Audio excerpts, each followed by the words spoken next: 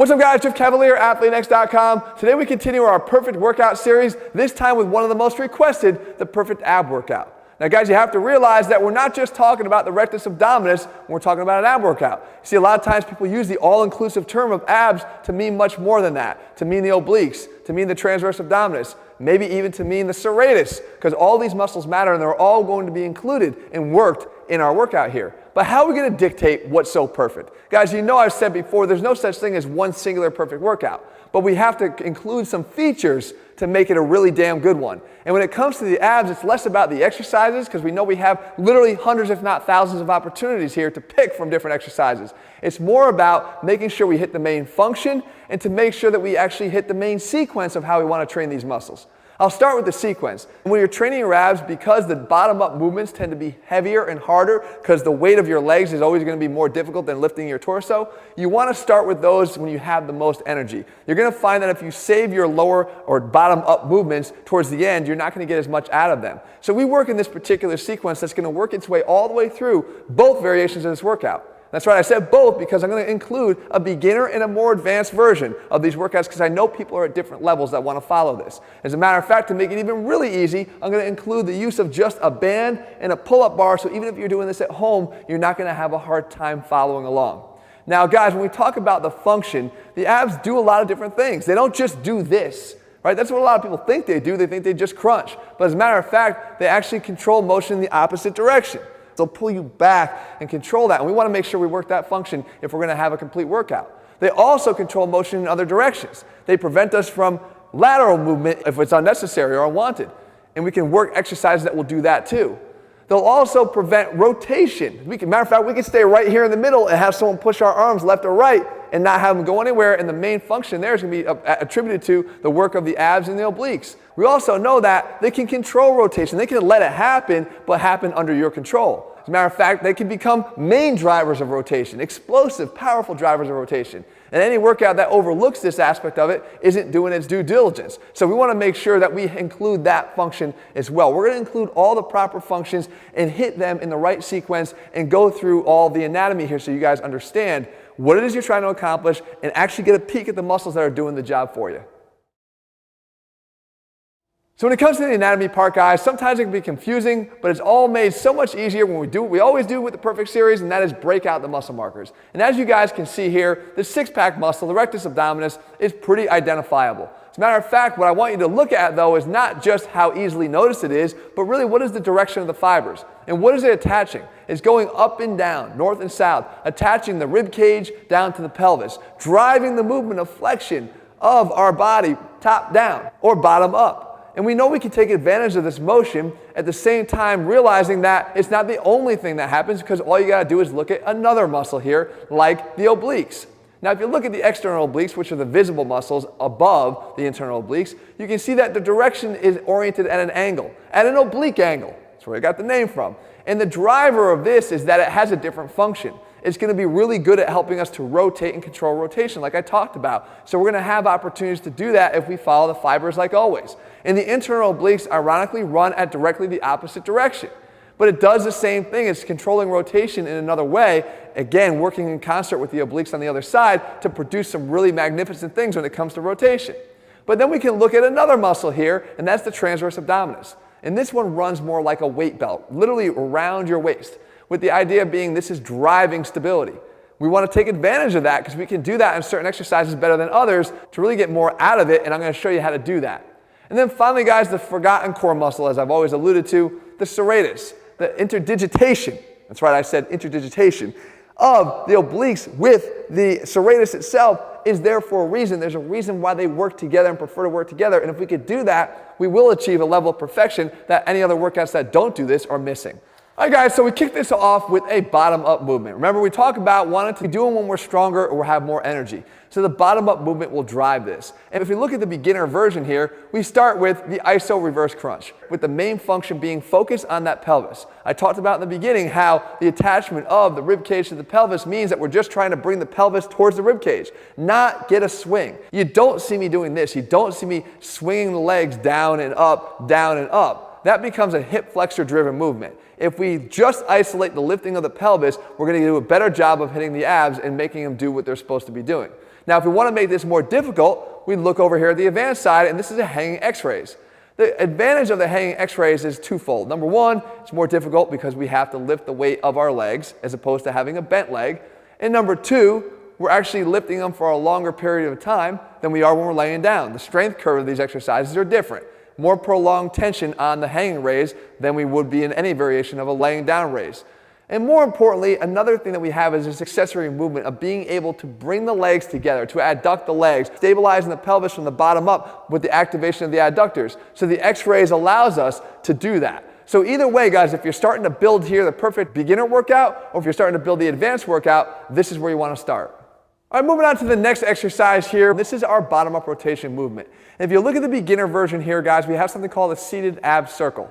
This is an exercise where we actually get some upper body stability because we can keep our hands in contact with the ground, which is perfect for more of the beginners doing these workouts. We're going to just make clockwise circles and counterclockwise circles. If you want to make it more difficult here, we just step it up a little bit. We do these hanging leg spirals. Again, this is like a hanging leg raise, which we know are more difficult with the extended length of the legs, but we're just going to add a little bit of a hip twist at the end to get that rotation. In either case, guys, what I want you to notice here is the rotational stability function. We mentioned it in the beginning. We're not trying to prevent rotation here. As a matter of fact, we're not trying to do anything explosive here with rotation, but we are trying to control the amount of rotation we have. And once again, as we glimpse back, we can start to see this ab workout take shape, whether it be in the beginner form or in the more advanced form, but we're well on our way to hitting both the functions and the sequence that we're after to make this thing work its best. Sticking with the rotational theme now, we're moving up to the obliques. And again, this is where I like to situate these muscles when it comes to the entirety of the workout. If you train the obliques too late, once again, I feel that you wind up feeling too fatigued to actually do them well. So what we want to do here is at the beginner level, perform this recliner elbow to knee tuck. The main thing to focus on here is the function. We're driving rotation here, and we're driving it in the direction of the fibers of the obliques. Remembering that both the internal oblique and the external oblique are going to work together to drive rotation in one direction, and the opposite pair are going to drive rotation back in the other direction. As we move on to the more difficult version here for the advanced, now we're looking at something called the tornado chop. And this is where we're going to first utilize the band with the hanging pull-up bar. Because what we want to do here is add some resistance, driving the band down into the side. Again, creating rotation. The idea being no matter what you do for your obliques, guys, you better be twisting or moving in some direction, left or right, if you really want to be hitting them the hardest. This is a great opportunity, and as we build out these workouts, yet again, here's the beginner, here's the advanced. You can start to see this is really starting to take shape. All right, now we start to move on and start to transition away from all the bottom-up driven movements into some mid-range movement, because we're still involving the bottom-up, but we're combining with some top-down motion. And you can see here at the beginner level, we're doing something called the opposite side elbow to knee.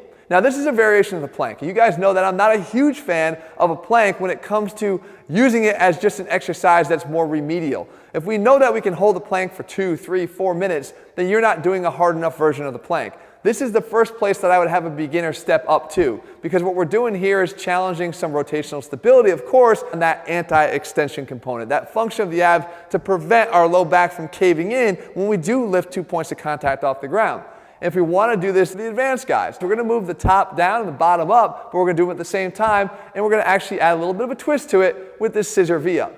Here we're just trying to keep the leg scissor going and the V-up going at the same time. This is actually a little bit easier than it looks because the top-down motion is going to help to shorten that lever arm of the legs in relation to the torso. But don't be fooled, this is not easy. But it is doable, especially at this point in the workout. And as you see, once again, we keep building out these workouts here. Again, no matter which one you're following, guys, this is a challenging workout, but it will be rewarding, I promise.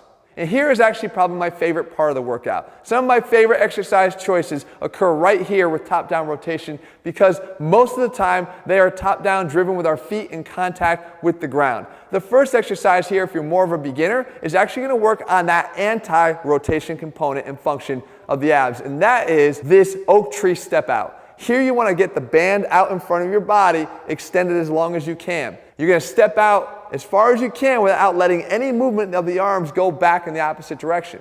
If you're strong enough, if you can prevent rotation, your arms won't budge. If you start to see that they drift back towards the anchor point every single time, then you're not strong enough. You either need to lighten the resistance of the band or you need to step out a little bit less. Now, when we move more to the advanced side of it, though, this gives us a great opportunity to become more explosive. Here, we can actually do something called the sledgehammer swing, which is a very explosive, rotational, ground-based movement. Again, why I love these top-down rotational movements. And you can see here I'm driving a lot of rotation, even from, you can see the pivoting of the foot on the ground to help me to get as much power and force as I can. This easily could be a med ball throw against the wall where you can actually express full power because you're getting rid of the ball. As I said, we're not limited to just these exercises, guys. There's so many options, but if you understand the mindset of why we selected what we did here, then the opportunities to add different exercises in here will be infinite. And now that we've fully transitioned to the top-down movements, we actually have an exercise in common, differentiating only between the beginner and the advanced version by the resistance of the band you're using. Now, before you think you have to run out and buy a different band, you don't. You just have to wrap it in a different way. If I wrap it through itself like this, we have the single band that we're going to pull down on, as you see me doing here in the beginner version. If I want to make this more difficult, all I have to do is wrap it over the bar and then grab one portion of it in each hand, and I've effectively doubled the resistance by shortening the length of that band. But either way, guys, there's two things I want you to focus on in these top-down movements. The first one is how we're doing it. You will not see me doing this. I'm not sitting back with my hip flexors. I'm not just allowing my pelvis to drop down towards my heels. As a matter of fact, if I do this right, my pelvis should never go towards my heels. We want to do what the anatomy dictates, and that is we want to pull the rib cage down and forward towards the pelvis. Just sitting back in there is actually just cheating your way through every single rep, and you're not going to get anything out of it. Now, the second thing you want to focus on is what's happening here with the transverse abdominis. Remember, I talked about that muscle in the beginning. This is a great opportunity and a place to work it. And that is, can we create some stability of the core, bracing, if you will, before we do that? As a matter of fact, you'll find less of a tendency to want to drop down into that hip flexor cheat if you do this bracing first. And to do that, you just want to try to flatten your stomach out. What would it feel like if you just walked yourself into an ocean full of ice cold water?